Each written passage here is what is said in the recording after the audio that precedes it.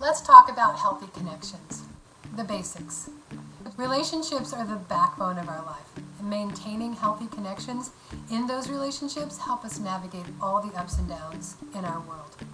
More importantly, helping our students know how to make and to keep healthy connections will enhance their lives in so many ways. The breakdown. Now, all of us have relationships in our lives, and at some point we all met someone for the first time. And so the very first step in making healthy connections is the very basic one.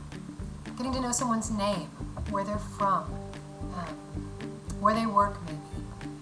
We are meeting people in many different ways these days. Maybe at the grocery store, maybe at our jobs, at school for our students, even online through Facebook and other social media platforms. We're meeting people in a very different way now, and our students especially. And so this very first step is really important. We're getting to know the very basic level of who someone is. And it makes us excited to meet people. All of us love meeting new people and making new friends. And so this is the step we want to take extra care to make sure that we're getting to know people really well. So we take the time to find out some things about them. We take the time to see if they're a good fit for a friendship that we want to pursue or a relationship that we would like to continue. And so lots of us have these very basic acquaintance type of relationships with people. We may see someone out in the community and wave and know them by sight and even by name, and that's great. And for a lot of us, that's kind of where we stay. We just stay at this very simple, it's great to know you, and I'm fine with that step. But when we're ready for more, we take the next step. And that next step is the dependable step. Knowing that someone is going to keep information that you share with them. As you're making relationships and making connections with people, you kind of get an intuition of who that person is and whether or not they're going to be someone that you're going to take the next step with. And so when we get to that step of learning that someone's going to be where they say they're going to be, that they're going to be someone that we can depend on, that we can call, that we can find a deeper connection with. So this is that step. With our students, we want to help them learn how to go from being acquainted with someone to letting them a little further into their life to give them a stronger role of influence on them and having a relationship with them. And so as we move forward, even deeper, next step 3 is that deeper level of trustworthiness. You've met someone, you get to know them, you find out who they are, you learn about their family, they learn about yours, and then you share some moments, maybe some secrets, maybe some hardships, and they have proven themselves to be dependable. And so you take the next step of letting them even further into a relationship.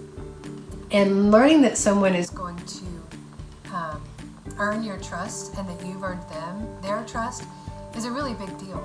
And for our students especially, we need to help them understand that finding someone that you can trust is really important in any relationship.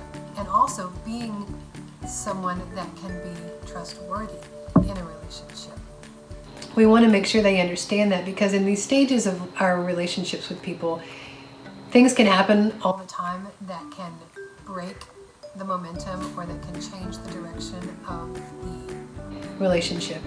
And as we're teaching them how to maintain their healthy connections, we want to make sure that in any of these steps, when things happen where they get hurt or their confidence is broken or they've just fallen away from that person, it doesn't mean that that person gets to automatically stay at that step of relationship with them. Sometimes they need to take a step back. Sometimes someone who's earned that space in your life of being dependable, when that is broken, sometimes they have to take a step all the way back.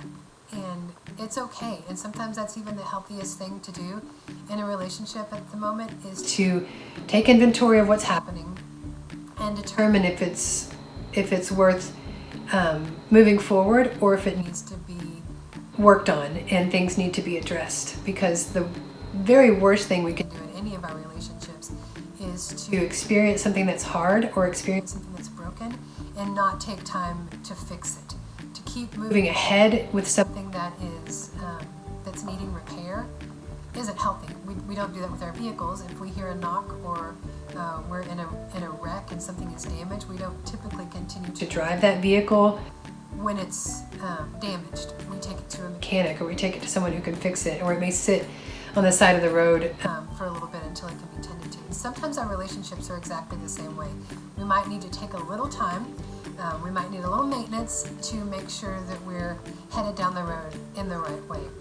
And so as we get through these steps of knowing someone, deepening our relationship with them, and then moving towards making more permanent relationships with people, step 4 is that step of true intimacy, where you're spending time with someone in a way that's very genuine, very authentic. They know the nitty-gritty about you. They know the ins and outs, the ups and downs, and they have been there time and time again. They've proven themselves dependable.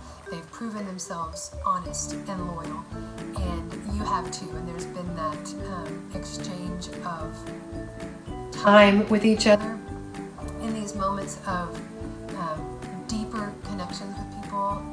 Oftentimes it's because you've spent more time with them.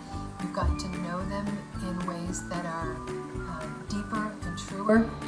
And so these are those relationships that, as we're continuing to deepen them, these are the ones that are meant to be lifelong. Marriages, friendships, relationships with people that you know they're going to be there regardless. And the ones you can start developing and managing and keeping those relationships healthy. And that's the ultimate goal for all of us, is to have deep, true, genuine connections with people that will last us into adulthood and throughout our lifetime. I know that for me, I have relationships with people as far back as high school that have deepened, have gotten better. Friends from college that have become more like family to me than anything else. And that I know, even if time has passed significantly, that a simple phone call or a quick lunch and we're right back in the midst of our connected relationship. And so I'm thankful for those friendships, and they haven't come easy. They've taken time, they take effort to build and to be honest and genuine with people. Which leads us to our very next step, and that's step 5, and that's any sexual activity intentionally after the willingness to commit to someone. So once you get married, you make that decision to become physically and sexually intimate with someone. And now this step is really important for our students and teenagers to understand that physical intimacy does not have to take place in order to have an intimate relationship with someone. You can have a very deep, very loving, healthy relationship with someone and not have physical intimacy. And that's true in most cases, with best friends, with family.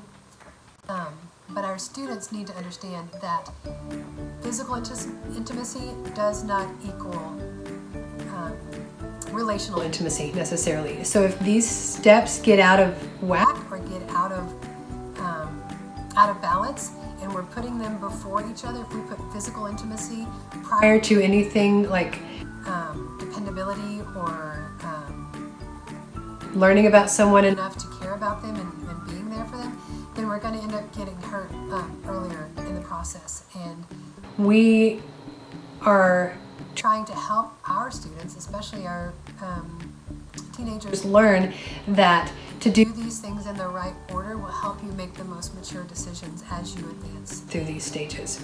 So the bottom line in all of this is our students need healthy and maintainable connections in their lives. The relationships in their lives will be full of highs and lows. We all are. They're going to get hurt, they're going to have victories, they're going to have celebrations and all these things. And providing them with the tools that they need to manage these seasons will increase their ability to cope and build successful relationships. And isn't that what we all want? For them to have successful relationships and for us to have successful relationships. So parents, it's our job to model that for them, to teach them, and let's do this together. Appreciate you.